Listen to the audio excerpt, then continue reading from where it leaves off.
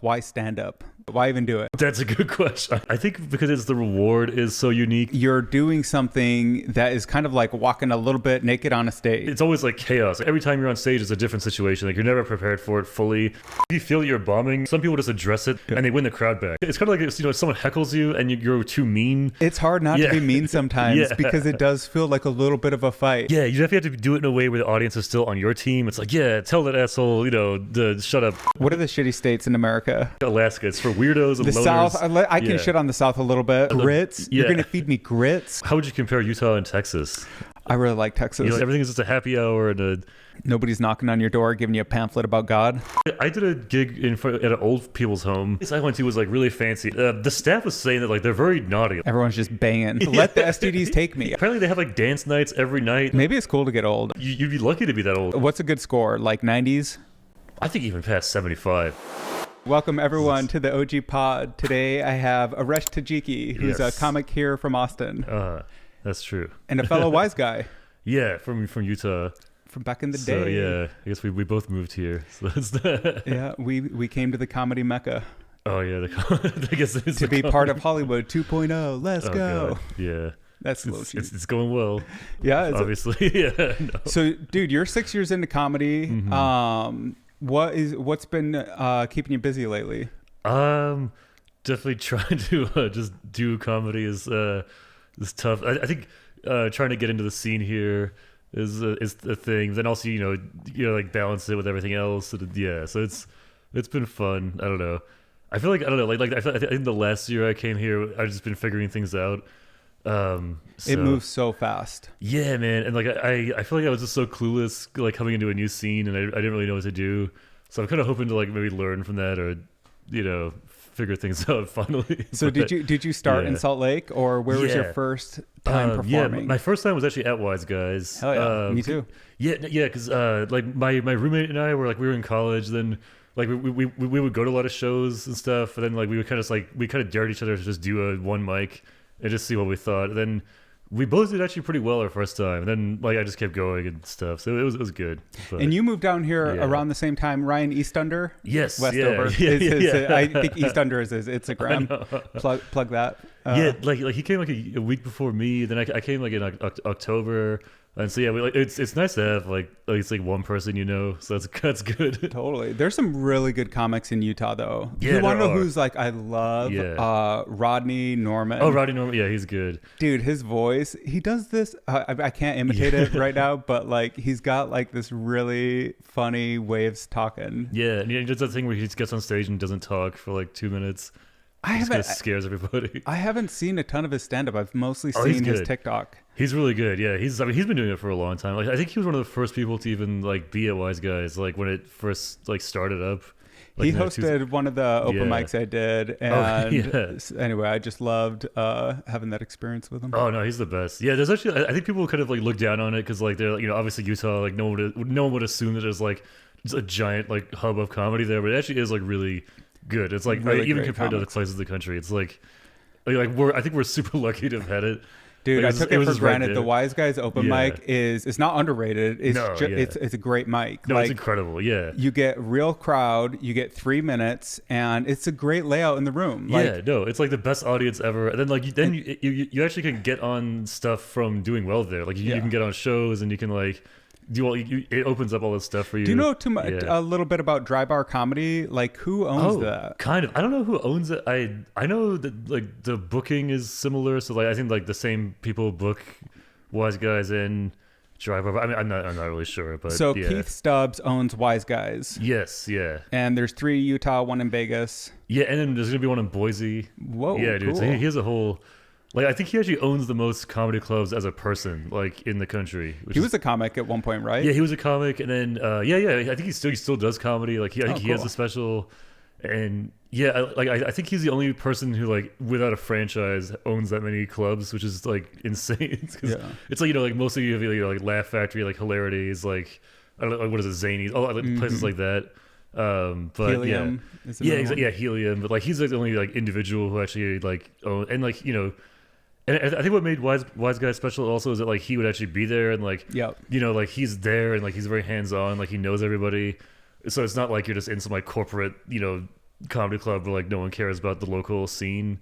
It really does seem like he had a Yeah. hand in like fostering and Yes.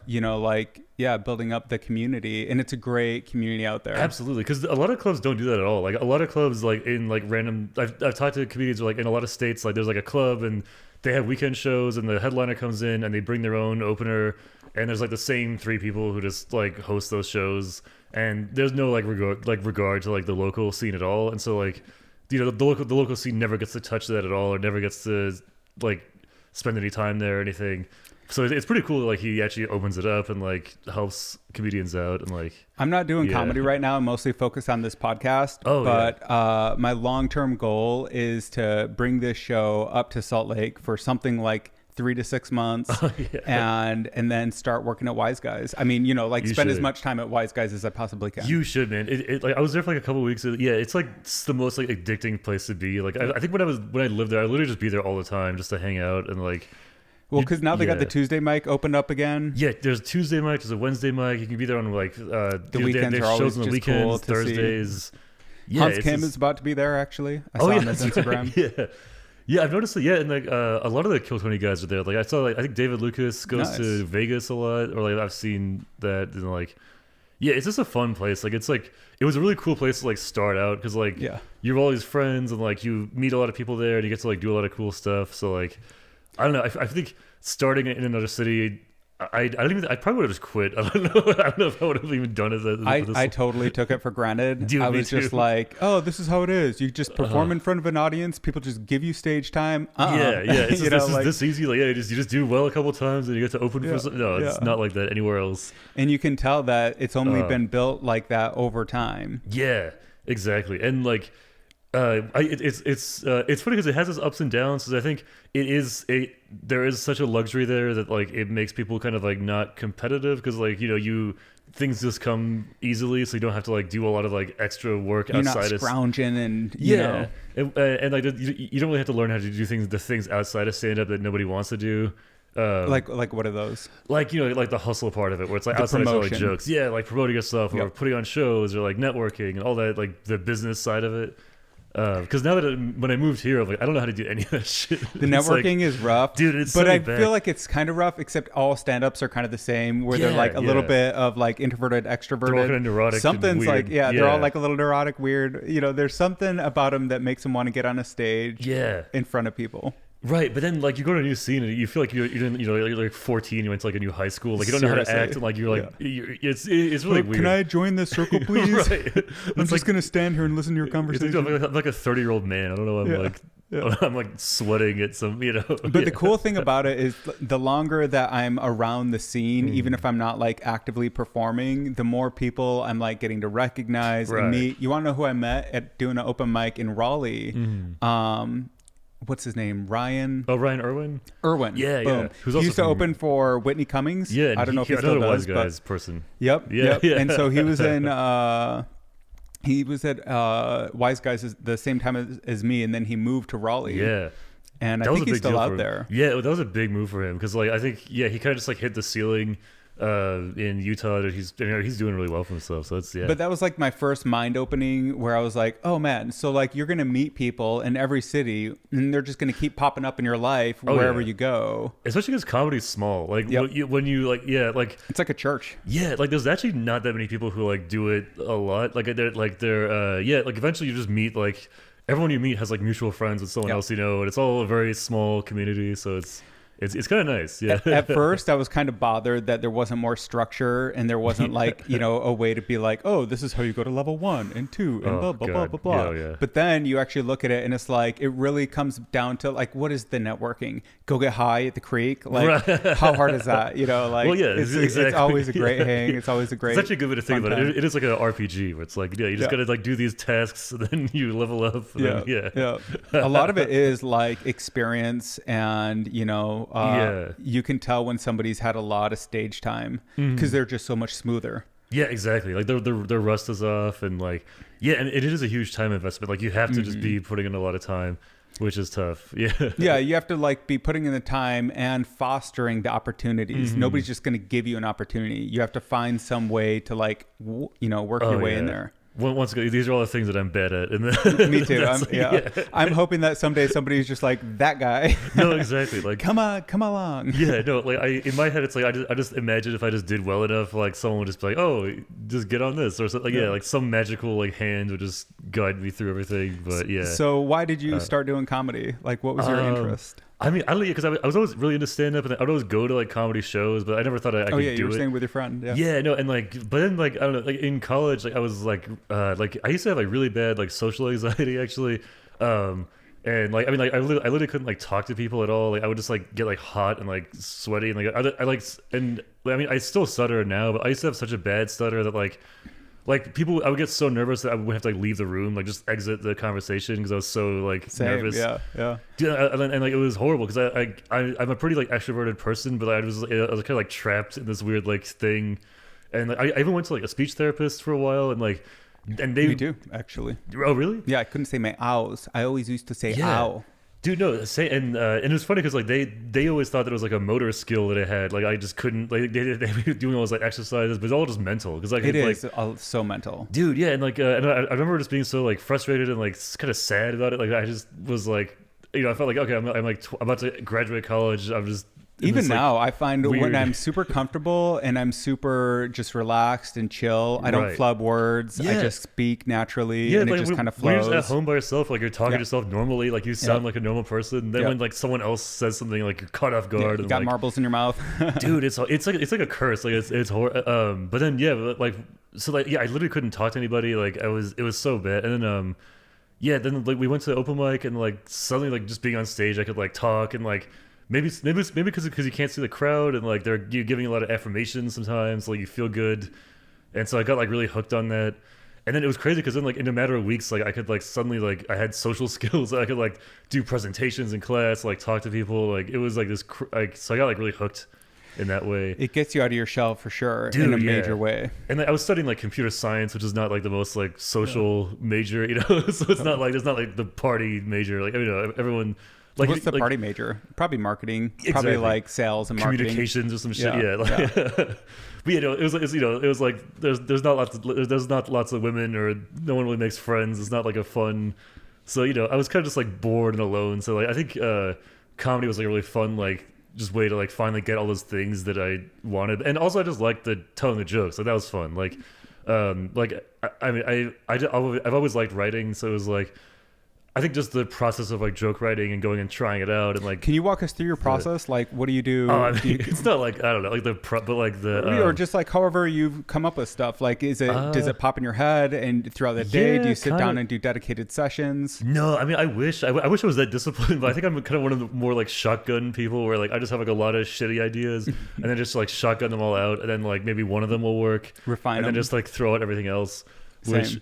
Which it definitely works, but it does suck because like it's a lot of failure, and like I think you also look like you were really bad at stand up for most of the time. So it's like But I like that is a valid way is to just like throw stuff out there and keep what works. And the nice thing that I always love to talk about is like the feedback is so immediate. Yeah. Because like if you say something, and half the time people, if it's a real crowd and it's not like just comics, if there's real people, they'll laugh just to like help you along, just to give you out of like pity or something. Out of pity laugh. Or but whatever. like, hey, I'll take a pity laugh all day. But they'll laugh to just help the joke along, just to get to where because what it shows also how little like how much of stand up can and can't be the writing, because like you see comedians who just confidence their way through sets, and you're like, this is like you don't know if it's the confidence or if it's the joke. Like you don't. It's like a weird mixture of both. Yeah. But like you literally could just confidence your way through it, and then they'll be, oh, he has confidence. This must be going somewhere.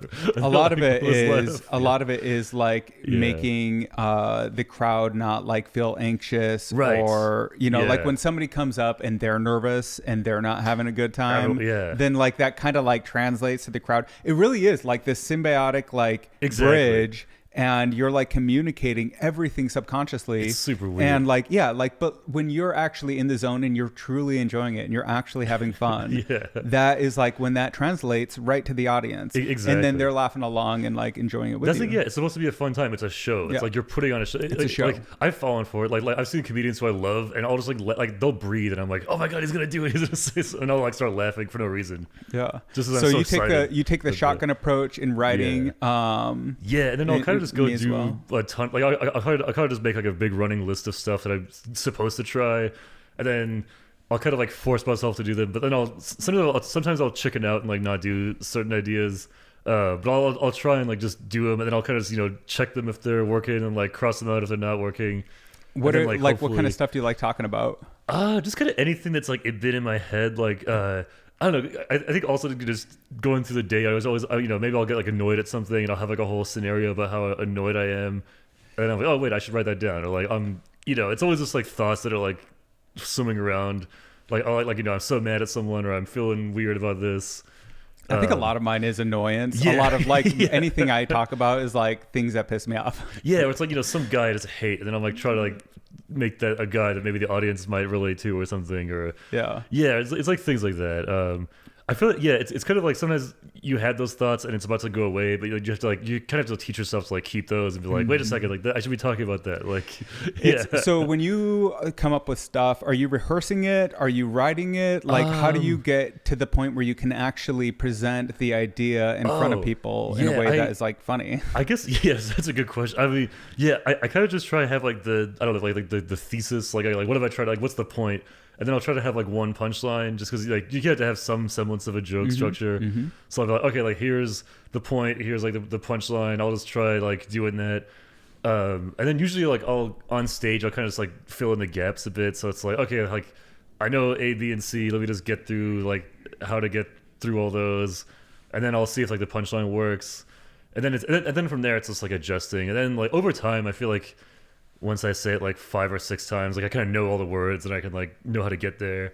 But I don't know. I feel like for me, it's like I just know like I know like the very first setup and the punchline, and everything in between. I'll just kind of like wing it sometimes and just try to get there.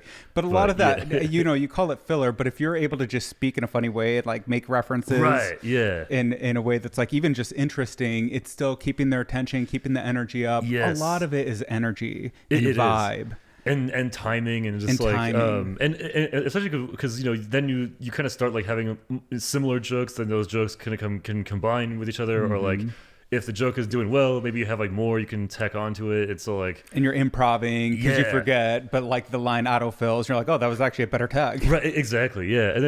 And probably just after enough years, like you just know your own jokes well enough that you kind of just know where to go. So it's kind of like. Do you ever talk about like? Do you because 6 years that's a good amount of time. Like, have you retired material, or do you like go back and look at stuff that you were talking about in the early days? Yeah, there's definitely stuff I don't really talk about anymore because it's just like I was like younger. It's like contextual to the time of your life. Yeah, I was just like dumb, or maybe I don't even agree with that anymore, so I'm not gonna say it anymore. But like, there's definitely I feel like I'm always like rewriting stuff, so it's like. Or like I had a joke that I couldn't really figure out like 2 years ago, and then I'll see it again, and then like because you're a better comedian in the future, like you're like, oh, I see what I should do now, or like. I've been asking myself why stand up, like why even do it? Why even do it? Yeah. Like there's a million things I can do with my time. Why am I interested? That's my question for you. That's a good question. I know. I don't know, because I was thinking about like I think because it's the reward is so unique, and that because like I was kind of thinking like if you play piano or like you're into painting, you can just do it by yourself and you never have to show like anybody else what you've done. Like you could like get really good at playing piano, play in your own house forever for like 10 years, and you could just be really good at piano, and you would just be fulfilled by that by yourself, right? Like no one ever has to be an input to that. But But then with stand up, like you can't just do jokes to yourself in the mirror, right? Like you have to have an audience. Like they're required for it for you to know that you're good at it, that you need them there. So it's like not only are they required, you're doing something that is kind of like walking a little bit naked on a stage. You're like, oh, I'm just going to show you who I am and hope you like it. Yeah, it's weird because like it's a performance art, but like you have to do it with an audience. Like it's mandatory. And failure is part of it. Like immediate. It's immediate. Failure is like, well, they didn't laugh. Yeah, or they cringed, or like even worse than laughter. That guy walked out of the room. No, exactly. And like you're constantly trying to like overcome like situations because it's always like chaos. Like you're trying to like mediate or like trying to like because like kind of every time you're on stage it's a different situation. Like you're never prepared for it fully. So you're just trying to like use your experience to get through it. Do you watch any comics locally or like, you know, who you? Yeah, definitely locally. But I mean, probably my favorite comic is probably Colin Quinn. Like he's really funny. I didn't know him for too long. But. Yeah, he's my favorite. Like I'd probably hack him a lot. But yeah. What's his history? Because he has a YouTube show that I've seen. That's kind of how I found him. Oh, he rules. Yeah, he was like, because he was a comedian in New York. Then he got on MTV like randomly, and he was on like a remote control. And then he like got a bunch of like I think he was on SNL, and then he did a bunch of like he had Tough Crowd and stuff, and then he was on SNL. Yeah, he was with Norm, and then I think he got yeah, and I think in the 90s. But then his specials are just really cool because they're all like one topic. So it's like, you know, like it's like the Constitution or like history or like New York. So it's all like one thing. And it's just like these like cool like essays almost like, but it's like really funny. So it's I just love him. He's really good. But, I saw this, I don't know why it's reminding me. I saw this comic at Wiseguys once, and it is the only time I've struggled to breathe. Oh, yeah. Like I was in the back, literally just being like, he's got to stop. He's going to kill me. I haven't been able to take a breath in 30 seconds. Do you know who it was? I can't. It's like one of my biggest things that I got to find his name. Oh, man. Yeah, I know what he looks like. He was doing this thing. Like I can remember like half of his stuff. Dave Attell? No? No. Shit. I would remember. And he was an actor, and he was doing... Who's visiting Wiseguys. This would have been like early 2020. Oh, okay, actor. Oh man, I don't know who that was. I'll find him one day. But like, it was side-splittingly funny. I was suffocating from laughter. That's what's also impressive about like seeing comedians at that level who've done it for like 20 to 30 years. Like they're just like, you see what the difference is between like someone like that or like someone at our level or like. So it's like just. You can see how good they are. Like I saw. Do you know Brandon? Like he was at Creek last night. He's from LA. Anyway, he's like 30 years old. But like you can just see the gradient in people from when they're first starting to like when they're starting to get things super smooth, and then you get somebody like I just saw Jimmy Dore and you know, people that just have it. You could tell it's their role. Yeah, like they're just they've turned a corner. They're just absolutely honed. It's really cool. Yeah, honed in. Yeah. Yeah, like seeing Colin, like nothing throws him off. Like he's always just on. He knows exactly what he's doing. It's just effortless. Like it's so cool to watch. Who else do you watch? I love like Big J Okerson, like or comedians like that, or him or like Jessica Kirsten, because like just the way they could do like crowd work is like really impressive, and like they could just like go like that. They. Like I remember I saw Big J Okerson like a weekend, and like I saw him like 2 different times, and he did like completely different sets. Maybe like 2 or 3 of the jokes were the same, but he was just doing entirely different material. It was like 2 whole hours, and like he was just it was like nothing to do. It was like crazy, dude. That like, is how so could you just, cool. Like I would like have an aneurysm if I didn't know what jokes I was doing. Like that's crazy. But I think what they get is like this combo of like a rant muscle. Like Tim Dillon is the example I've been using a lot lately. I mean, it's crazy how much he's developed that.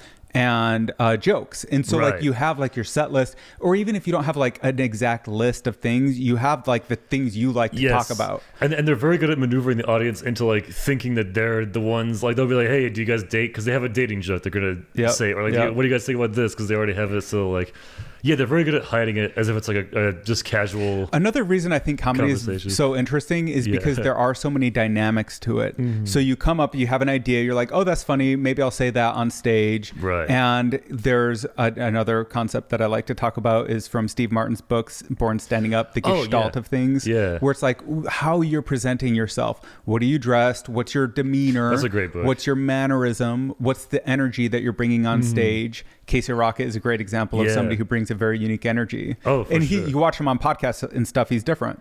You know, like he'll go into character or whatever. Yeah, the whole thing is so interesting because like I think you always forget that like for a lot of people this is the first time they've ever seen you. Yeah. And this is the first time they've ever heard you talk or say jokes. So it's like they don't know your whole backstory or like where you're coming from. Like they only know what you're giving them. So like I forget that sometimes. Like they don't actually know all this shit about you. So you have to like tell them. You have to build up the context. Because like I've never caught myself being like really like just prejudiced to someone who's on stage. Like, oh, I bet this guy fucking is whatever because it's just how he's dressed. Yeah. And he proves me wrong, and I'm like, so yeah. And then like some we all people, do it. It's normal. Yeah. Some people come on stage with like just not the right energy. Right. And you're like, well, whatever this guy's energy is, it's like off-putting. Yeah. Or they don't address the elephant in the room that they've made, where it's like this guy's wearing like a shirt with like, this crazy outfit, and he doesn't address any of it. He's doing like regular ass jokes. Yeah. Like, how are you not going to talk about what you're wearing? Like, I mean, that's half of like what's funny. So like going back to like actually what's funny, a lot of it is context. And so we have the context of the elephant in the room because we all are there. And we're watching it. We all see it. Like we know. And that's like, it's so annoying when like the previous comic does something and they end their set in like a weird way or a bad way or a great way. And then the next, and it's like such an obvious setup. And it's like watching somebody just not spike a volleyball. Yeah, just be like, you're like, that was a perfect setup. You got to spike that shit. And you have to, because everyone's just thinking about that guy. They're like, you got to say something about him, or that's what I was saying. It's is like, weird. so there's so many dynamics. There's like how you're coming onto the stage. There's what the previous guy was talking about and his vibe. How you gonna bridge that energy and that into what you want to say, and your own set. Like like if you feel you're bombing and you like, some people just address it, like, and which is really hard to do. But like I've seen comics who like if they're bombing, they'll address it and they win the crowd back, and then like then they have a blank like slate again, and they're really good at doing that. Or like if the audience is too far gone, like it's really cool seeing a comedian go all the way down and like somehow dig their way back up, like bring themselves all the way back up. So do you think there is a way to always bring yourself back up? Maybe not always, but a lot of the time, like because. Definitely for comedians who like they dig a hole for themselves and then kind of like do a switcheroo and like they're back on top. Like it definitely is possible, but it definitely is just like you have to be like aware of what the audience is thinking of you and like how you stand with that, and that's why it's such a battle every time, because like you got the shit you're trying to say, you're trying to pay attention to the audience and see how they're receiving it and think about what you're going to say next. That's like why you got to get those reps in so everything becomes automatic, the words flow, and you can actually take the feedback and improv. Exactly, and get them to trust you, like get them to laugh, just so it's like, okay, like this guy is funny, so we can trust him. Because you got to hand your mind over to that person, right? And it's kind of the same thing actually with podcasting, where you're like, oh, I'm just going to let you drive. Right, yeah. I'm sure there's probably some whole journal written on this. I don't know. But like or it's kind of like if someone heckles you and you're too mean, then the audience is like, what the fuck, man? Like why you didn't have to go that hard, and now they hate you, so they're not gonna laugh anymore. It's hard not to be mean sometimes because it does feel like a little bit of a fight. Like I mean, at least for me, I was talking to Alden about this, and he had a great approach where he was like, anyone who is under the influencer sphere or sound, I guess, of this mic is part of the show, and nothing can go wrong. It's all just part of the show. But like you can sometimes, like if somebody like, I don't know, interrupts or heckles in a way that is like throws you off track, it's hard not to get pissed and then like attack them. And sometimes you can double that attack too hard. Yeah, you definitely have to do it in a way where the audience is still on your team. It's like, tell that asshole, to shut up. Because lots of comedians I've seen do the whole thing where you just kind of embarrass them a little bit, but like at the end it's still fun and games, like because some people who heckle aren't trying to be malicious, they're just trying to like have fun, participate. So you can be like, all right sir, like good one, whatever, like be let's so like you don't have to be vicious or anything. I've never been I've just done mostly mics with other comics and stuff, but I would imagine it would be fun to try to bring a heckler into the show and just be like, all right, you think you're hot shit, like what the fuck you got to say? Like and then of course they're gonna freeze. It's tough. Well, especially because some comics aren't like crowd comics, they just want to tell their jokes, which is totally and some comics are more crowd comics. It's tough.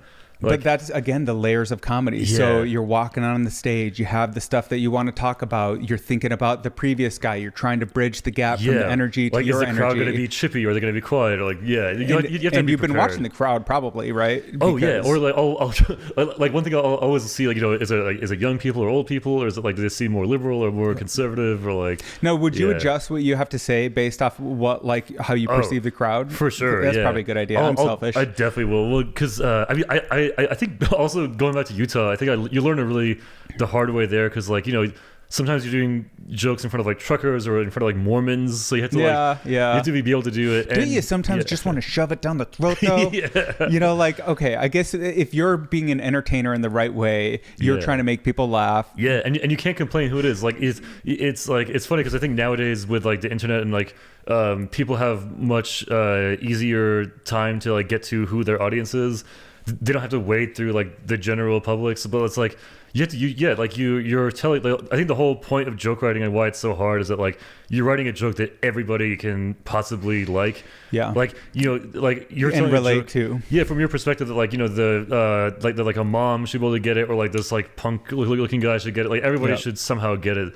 And that's like why it's such a puzzle and why it's so hard to write jokes, is because everyone, you're trying to like project your perspective onto everybody. But so, you know, it's unfair to be like, you know, like, oh no, I only want to do jokes in front of this one subset of people because they're who gets me. Like everyone should get you, you know. But I think that's actually everyone should get you, right? And I think that's why crowd work can be the best comedy, because everyone gets it because they're in on the joke. Right. Yeah, exactly. And it's not like something you thought of at home. It's like we all saw what just happened and you're addressing the elephant in the room, or like shitting on a heckler, or whatever it is. It's hard to do, again, because you're trying to get a whole room of people who don't know each other and have really nothing in common a lot of the time to all agree. So that's hard. Which, I mean, it's just like getting a laugh. Like you're getting the whole room to try to agree with you. So maybe that's one of the reasons that, like, I'm just thinking back to one of my questions for you was like, what draws you into comedy? Like, why even do it? One of the things that I do like about the idea of it is its infinite levels of optimization.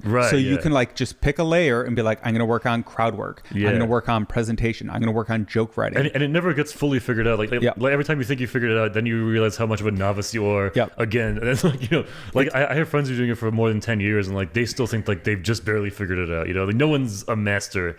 Which is like, I think that's why it's so addicting and it's so elusive. Like no one can get their hands on it. Do you think that there are masters? Like Dave Chappelle might be a master. He might be. I'm sure they're probably like, of course. I think they're so on the curve. Bill Burr might be a master. Yeah, like they're probably at that point you are, but like because they've got 40 years in the game. Like Dave Chappelle started when he was a teenager. I didn't even think about it, you know, until way later. Yeah, you know, like they're so transcendent. You know, they're in their own league. Probably. You know, I think for the layman like us, you know, we're like so far down the bell curve that, you know. That's the opportunity though, is you can just pick a layer and be like, I'm just going to try to write like more relatable jokes, or actually like make it like a better, I don't know, like punchier punchline type thing. And it feels very validating when like you feel like people agree with you when you have something that you really like, that you're desperate for people to hear. Like maybe you have an opinion that like you just you're just dying for someone to agree with you, and then they do, and it makes you feel like really good, which is the whole thing. Validation is a drug. Yeah, man, especially because I think a lot of comedians were just people who were never listened to very much, and so now we get to, and it's like a big thing for us, you know, like.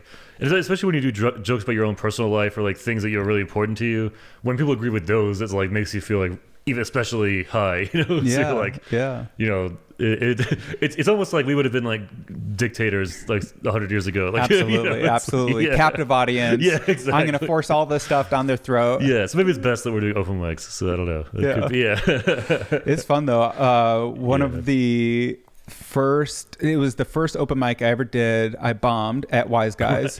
And I had two thoughts. One, on the way up, I was like, you didn't write jokes? You didn't write jokes? The whole thing, you've been thinking about this forever.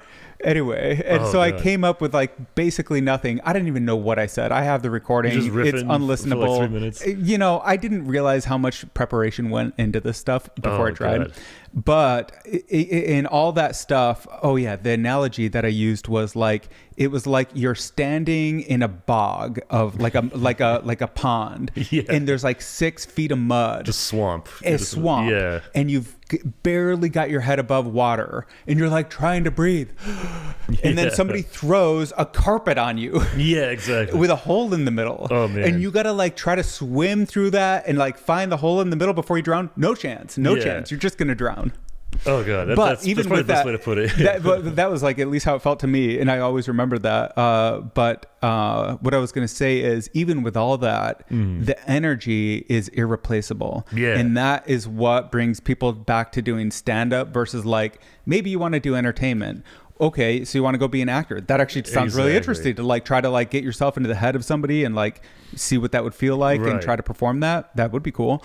But you're not, there's not those same stakes. There's not as much on the line. And stand up is you, like, you know, being an actor, like you're doing lines that maybe someone else, well, maybe it's your own thing, but like with a stand up, it's your jokes. Like you figured out the puzzle to get people to laugh. Like that's all you're doing. So it's like, it's all focused on you. So I think that's a big thing too. It is. Like you're burying yourself. You're putting yourself out there in such a major way. And it's also, it's like when you have a really unique joke, it's like no one else can do it. Like you have to be me to tell this joke. Like I think those jokes also feel the best. 'Cause it's like, it's not just some one-liner. It's like, you have to be me. You have to have my voice. You have to do all the things that I do. So it's Mitch like Hedberg, is a great example. Like try to do his jokes. You know, it's hard. People just say, you sound like Mitch Hedberg. It's not, Well, maybe you can like sound, but like try to like say his joke verbatim. I mean, I think people are of a type. And so like maybe you're of like this type or maybe that more type. Jokey or more story. Right. But at some point you have your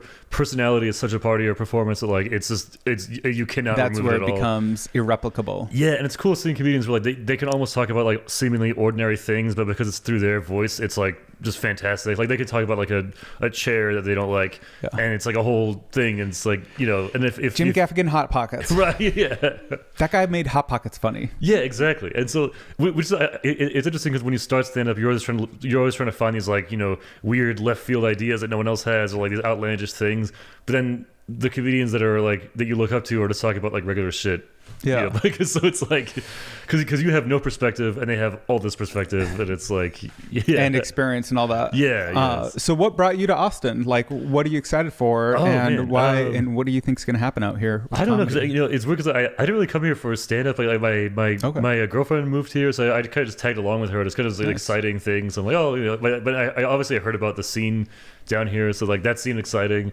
So yeah, I kind of just like came to figure it out, but like.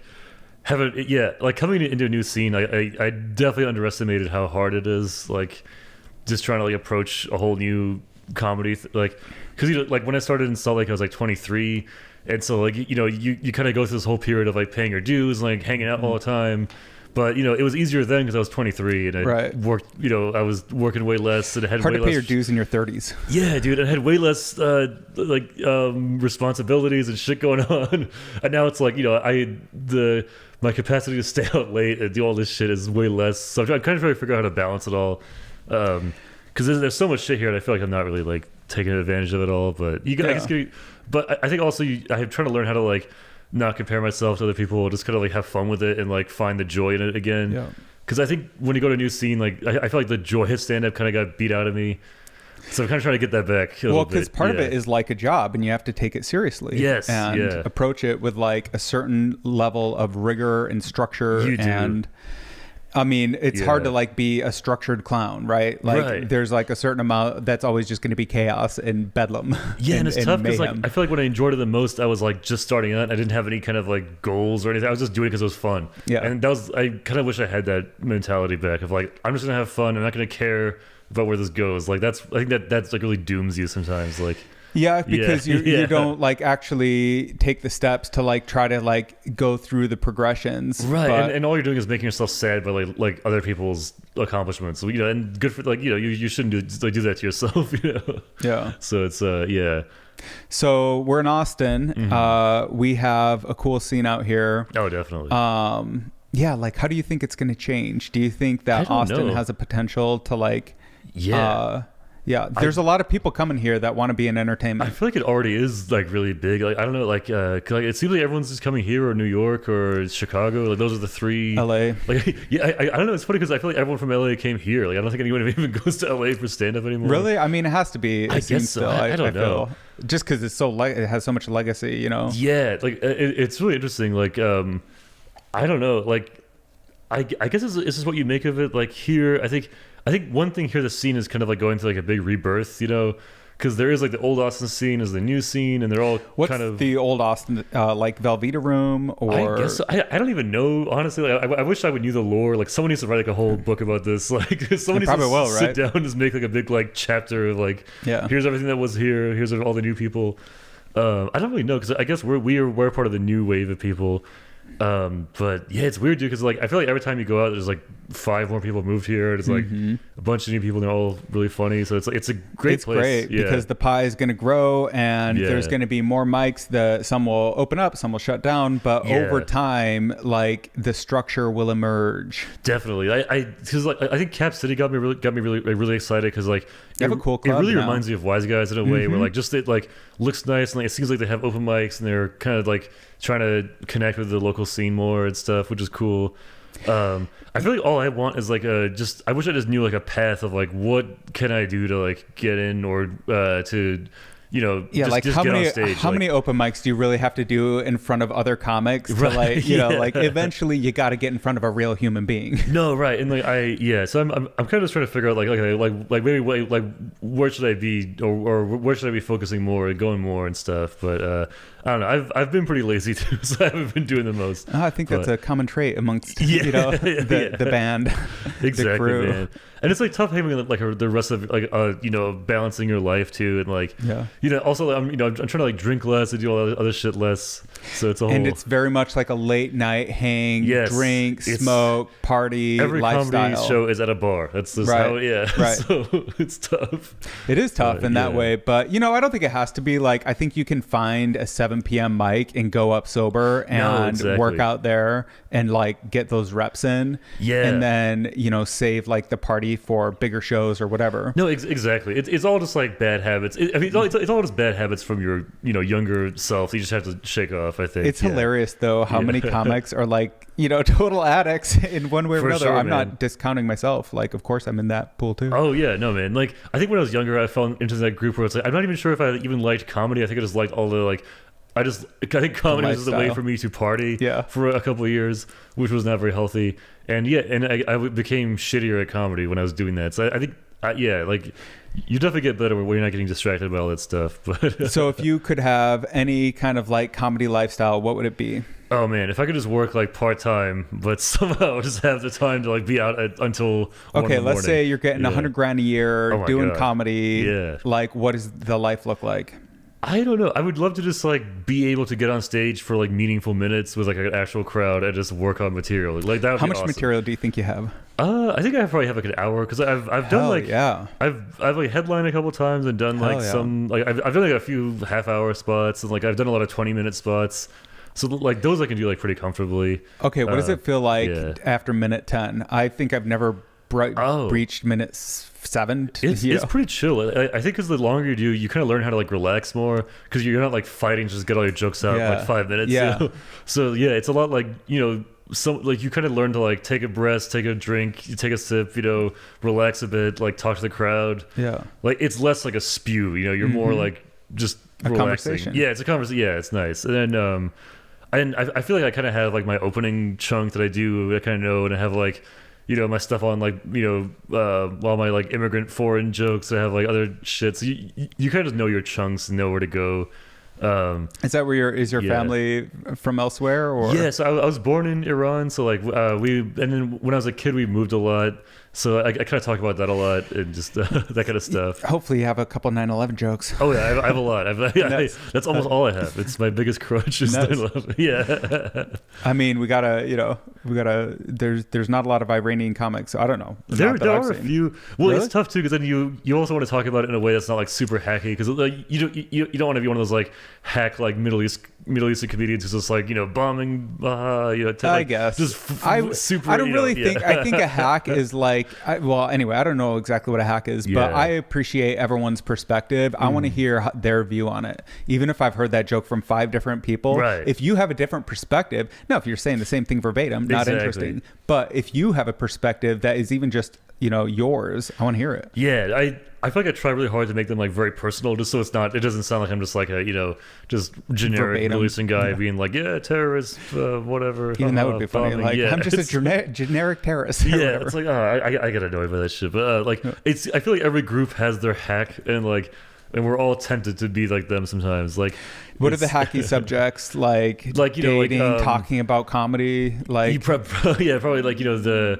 I don't know, Tinder. Fucking, I was banging, having sex with somebody, or I don't know. Yeah, it's just like, all right, we heard this before. Like anyone can say this. It's just But hacks in comedy. Yeah, dude. Also, like, you don't want people to think that you're only like a one-topic comedian, So it's tough.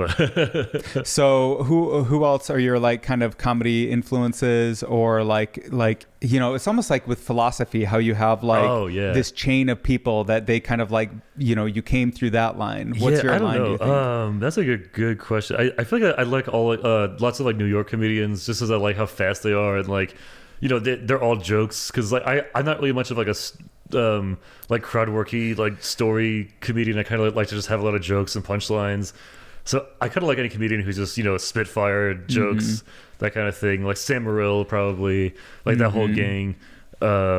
He's good. Really funny. What's his? Who's the other guy that he hangs out with a lot? Like Joe List, Mark Norman. Oh, Mark Norman. Just all that gang of people. They're really good. That's a cool crew. Yeah, like those kind of comedians are like, but also comedians who like I love comedians where it's like I could not do what they're doing. Like Big J or people like that, where I'm like, I'm just in awe of like their comfort and like crowd work and stuff. So, there are different types. There's like the punchy, like we're in a real fight, fight, but like you're throwing bombs out, basically, is what you're trying to do. There's so many different storytelling types. And there's so many different, like which is also what I like, is there's so many different types, and like something that works for someone else is not going to work for everybody, for you, or vice versa. And so it's kind of cool. Everyone carves out their own little style. Okay, so you're unfettered. You're getting $100,000 a year. You quit your job. Yeah. What are you doing with comedy? I mean, ideally, I would just love to like just go and be able to do, be a headliner, go do weekends at clubs, be able to just do. People shit on the road. Well, that's like, do you have any interest in that? I would love to if I could do it. I just need to I don't know how to get on the road, but like, I would love to. I remember in Utah we would go on on the road and go to like Wyoming. Places like that. It was super fun. That's kind of cool. Like, what is that city? We would go to like Cheyenne, or not Cheyenne. The one right across the border with the casino. Rock Springs, or no, just those like these random towns, like there's like 1,000 people there. Just go to some shitty bar. Isn't there like a big casino right across the border between Wyoming? Is it? I want to say Golden Nugget, but I know that's not a. It's one of those. Yeah, Wyoming is like not even part of the country basically. Yeah. It's they're like their own thing. It's one basically a giant places. Native American reservation. They Wyoming just have casinos. Insane, man. It's like I remember we were there, and like they only have bars. It's like half like educated mining people with like PhDs who are all getting drunk, and there's like random and like mountaineers, and they're all like getting drunk, and they're all just at bars. It's like no one has anything to do. No one's a real person with it really in the economy or job or whatever. Weird place, dude. Like it's insane. It was fun. What are the shitty states in America? Well, I'm not gonna call Wyoming shitty. It's just it's fine. It's kind of like they have a lifestyle that they like, and that's just it's kind of like Alaska. It's for weirdos and the loners. South. I can shit on the South a little bit. Yeah, racist. Come on. Yeah. The South. 2022. It's very underdeveloped and weird, and all the roads is collapsed. Grits. You're gonna feed me grits. Yeah, like the whole population's like diabetic and out of shape. It's on the worst food. You're eating okra. Exactly. If you're gonna like eat ice cream, at least. Yeah, dude. It's. I don't know. It's who else could we shit on? I was gonna say, like, how would you compare Utah and Texas? I really like Texas. You like Texas, but I really like Utah. Yeah, but I think I just have people in Utah. That's true. I do miss Utah. I feel like Salt Lake City also is very underrated. Yeah, it's a very weird city because I think people assume it's just this like Mormon suburb. But it's like everyone there is so trying not to be Mormon that they're like insane. Yep. So it's kind of funny. It has a strong counterculture. Yeah. Almost more so than here, because I think Austin used to be weird, quote unquote, but now it's been so like it's changed so much. I think that's gone. Is it? But yeah, I think Salt Lake is going to go through the same process where like it's going to get gentrified and it's going to change.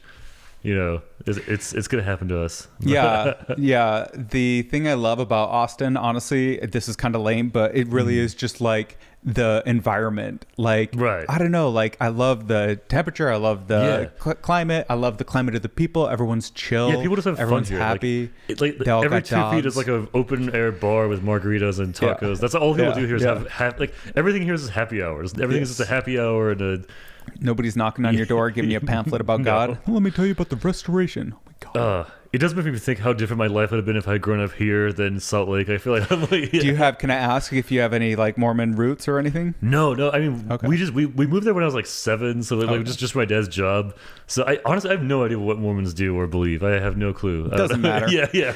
They're marrying 10 wives. Yeah, I don't know. Let's just feed into the stereotypes. Also, it was because it was funny because in Salt Lake, all my friends were like Jewish or Roman, like Catholic. So I had like no Mormon friends. Like I still have no clue. Like I don't know what they're doing. Yeah, I was in a very weird bubble. So. But Salt Lake is its own bubble. It's very insulated from that culture. I feel like Mormons want to be cool, but they just don't drink. Yes. Or do anything fun. So they eat a lot of Jello, and they think that's cool. Good for them, though. You know, because it's made for them. It's like their own state. Yeah, they got their own culture. Dude, they're so hard to compete with. Like you can't like even get a job there because it's like you're against like a 23-year-old who has like 5 kids, a house, a wife. Yeah. He's just like a consummate professional. They're go-getters. I mean, I grew up Mormon, did the whole thing. Right. So when you go on a Mormon mission. Oh, yeah, dude. That'll get you out of your shell. Mm-hmm. Like, I mean, I was very much in my shell in many ways throughout life, and it's been a progression getting out of it. Yeah. But one of the things that did it big time was on my first day on a Mormon mission, my senior companion, you're always paired with like a junior companion, senior companion. He gives me a Book of Mormon, and he tells me, go talk to that guy about Jesus. And I'm like, well, that's impossible. That's impossible. And then, but like, you know, it's the same thing as comedy where like you learn to just do it and it just becomes part. Yeah, you just get over it. Yeah, it's and so it funny when part of your someone's nature. like stand up is so scary. How could you do it? So if you saw the people who are doing it, you wouldn't be surprised. Go to a couple open mics, it'll make you feel better about trying. Yeah, just see some of the weirdos who are doing comedy. There's nothing that it's not that scary. Yeah. So who are the players in the Salt Lake scene that you think are cool? Oh man, there's so many fucking good comedians there. Yeah, like I think Max Bamey is super funny. He and I used to do a podcast together about history that was like really fun. He's really funny. Sam D'Antuono, Trey Lamb. There's Brian Higgins. Yeah, there's tons of comics there. Do you think that you have to like travel to multiple cities, or because it seems like some people get trapped in a city? I don't think you do. I don't think you do have to anymore. Yeah, because you can go online. Yeah, and all it takes is like you just have to like market yourself and just get to where you can do an hour, and then I guess you could just go on the road and be a comedian. Dude, if you have an hour, like maybe start. And like friends I have, that's what they did. They just got they just put their clips out. They worked at clubs like Wiseguys, and then eventually they just like made enough connections that they could just call a bunch of places and be like, "Hey, can I headline?" And then they did. And now they're just doing it. So I feel like you just have to just like figure out a way to do it, and then you're doing it. And then, right. Yeah, it's like kind of fun. And there's different forms. You can do traditional stand-up. You can do comedy podcast. You can go do a comedy show on YouTube. Exactly, yeah. And it seems like everyone has like a different path. Like, it's really funny. Like, one guy does it and makes it, and everyone tries to do what that guy did, but they fail because that was what he did. That was right. You that was what he did. Yeah, so you have to find your own thing. But I don't know. Personally, like, I'm not really good at the other shit, so I just like telling jokes and just doing that part. So I mean, I'm totally fine just doing that as long as I can get on stage and just get decent spots. So I don't know. It'd be pretty cool. Would you ever want to do any kind of like, a lot of people shit on like cruise ships, that kind of stuff? Dude, I would love to. Yeah, wouldn't that be the coolest? That'd be the best. Like, I'm not who would turn that down? Yeah, who would turn that awesome. down? Yeah. First of all, you're on a cruise, so how bad could that be? Yeah. People shit on cruises. It's like, that's Vegas on a boat. Yeah, man, we all love Vegas. Why do you want to do it on a boat? Just being able to like make money from doing entertainment, like that's incredible. Yeah, incredible. Like, why would you turn your nose at that? Like, that's seriously. fucking awesome. Yeah. No, like anyone paying you for stand up is cool. Like that's great. Like that's fucking cool. How do you see it evolving over the years? Do you think that like it's always going to be? I have no clue, because I don't know, because I think this whole bubble that we're in, or I don't even know if it's a bubble, but like I think this era that we're in now with like the internet, like reels and TikToks and clips, like I don't know if that's going to be a thing anymore. I don't know if people are going to get sick of those, or like I don't know what's going to happen. But also, I don't know if stand-up is going to be as popular, because like it has had booms before where everyone wanted to be a comedian and then they didn't. Because I wonder if stand-up, if people actually like are pursuing stand-up because they like writing jokes and being on stage, or if like they like the lifestyle of a stand-up comedian of not or they having just a job want to get famous, just being like anyway, or whatever. just like being a kind of a rock star, like that kind of thing. Like I think they just want the lifestyle that comes with being like a famous person who does comedy. Like that's like, I think a lot of people want that lifestyle from what I've people who I've met. But, if I had to guess, I would say there's a surge of comedians as a revolt to the bullshit of woke culture and speech restrictions, and you can't like everyone has to like say this thing and say those pronouns, and it just pisses people off, and they're like, well, I'm gonna go talk about it on a stage now. That's true, but then no one laughs at them, then they're yeah, I mean, you got to find a way to turn that into a joke. Like that is like a hard challenge. Is like, how do you take a divisive, like confrontational subject and like get them on your side, get them to see it your way. That's the thing, because you can't be mad when like the crowd doesn't laugh at your edgy joke, because like you failed. Like, you should have had a translate joke it. Yeah. Like you should have had a joke that they would have laughed at. So it's never the audience's fault, really, unless they're fucking throwing eggs at you and heckling you, which maybe that was still your fault. So I don't know. No, it's your fault, definitely. Yeah, I did a gig at an old people's home, and like no one laughed, but it was still fun, and they were like nodding. You know, it was like maybe they can't laugh. You know, dude, no, it was the 3 seconds cute. From like death. like they gave us they like paid us. Like, it was me and 2 of the comedians, and they just wheeled in a bunch of old people, and like that's kind of fun. I think at one point they like chuckled just to be polite. But it was fun, and and you know what? It was my fault for not knowing, whatever they like. So I don't know. What do old people like? Yeah, prunes. Yeah, like come on. I think that going back to like, I think I don't think it's bad to stay in one city, but it is good to go on the road. Like I think, and just be in front of. I think you have to have a variety of audiences. That's like really important. Yeah, maybe don't alienate old people. Yeah, no, and like definitely, if you're always performing at a club and it's super luxurious, and like go out of your shell and go do some shows at some shithouse bars, go to some only comedian mics, go to some like trucker bars. What is an old person? Like my parents are in their 60s and 70s. That seems old as a number, but they don't act old. The place I went to was like really fancy. It was like this it was a very nice old person's home where it was like this like nice facility, and they had like they had bar, like they had this open bar. They had like activities. They had like badminton. It was very fancy. And I think it was a lot of East Coast rich people who their parents were in Utah, just like in the mountains enjoying the outdoors. And so it was like very wealthy East Coast people just like living it up. And the staff was saying that like they're very naughty, like they're all just like they're all having relations and just all everyone's just banging. Dude, they are, and then all these old people just like let the STDs take me. I've got 10 years, so like let's go. It seemed like a very fun place, honestly. Like, it was cool, and they paid us pretty well, so it was not bad. But yeah, wouldn't that be funny if like at the end of your life you're having more sex than at any other time, dude? You're just like romping the hay every single day. Apparently they have like dance nights every night. They have like all these activities. It seemed pretty cool, so I don't know. It was fun. Maybe it's cool to get old. I don't know. I think so. Yeah, I think you'd be lucky to be that old. Just be like, that's out. True, right? Yeah. That's a high score. What's a good score? Like 90s? I think even past 75, because then you're past the average, right? So if you make it past average, I think for men it's 70 or 75. Really, that's scary. Because I think men die sooner. So I think if you can get past there, then you're good. My grandma is like pushing 100, and she's all there. She's like, take a walk. She's like, she knows who Kim Kardashian is. She could shit on people on Facebook. Dude, same with my grandma's in her 80s. She's like, she's all she does is she's doing all this shit. She's knitting. She's she's active. Yeah. Have you heard about any of this stuff of population collapse and like people say there's not enough kids or whatever? I have no idea, but that is heard funny. Of that stuff? I have heard the millennials aren't having enough kids. That makes sense. Why would you? Yeah, just because none of us can afford a house. Even if you can. Like, what, I got to take care of that thing now? Yeah. Jeez. Yeah, dude, it's tough. I don't know. Like, I mean, which once again, maybe a better reason to do comedy, so you can just, put all your effort into your comedy career and just do that. Seriously. Yeah. At least, you can get some rewards from that. I don't know. Maybe kids are rewarding. I don't know. Maybe. I got a dog. Yeah. It's plenty of work for me. Yeah, well, it's tough too, I think, with stand-up, because like you don't want to miss out on things, vice versa. Like, do you go all in and go all the way with stand-up, and then maybe you don't make it, but then you look back and you missed out, or do you do the other thing and you feel you missed out with stand-up? So it's a whole. It is a risk. That's the gamble of stand-up. Like, if you go all into computer science, well, guess what? You're going to get a job. Yeah. Like for sure. Yeah. Maybe you make 60 instead of 600, but you're going to get a job. Right. Exactly. Yeah, man. I don't know. It's tough. I think.